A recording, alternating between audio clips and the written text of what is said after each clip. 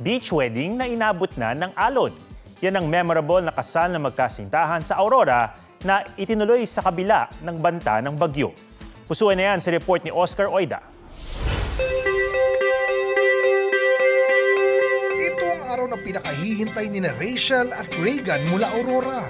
Ang kanilang pag-iisang dibdib, pero napalitan ito ng kaba sa dibdib dahil itinaas sa probinsya ang signal number 3 dahil sa bagyong Pepito.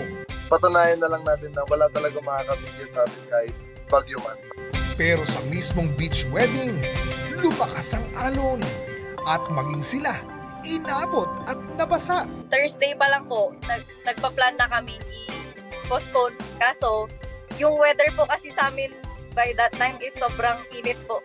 Tirik na tirik yung araw. Kaya sabi po ng both parents namin, ipupush na lang po namin.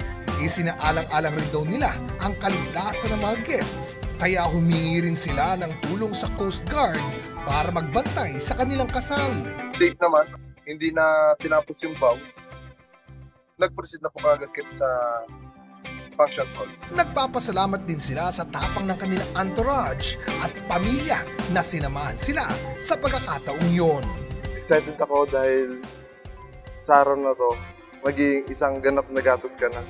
You're always finding a way to make me happy. Oscar Oida, nagbabalita para sa GMA Integrated News.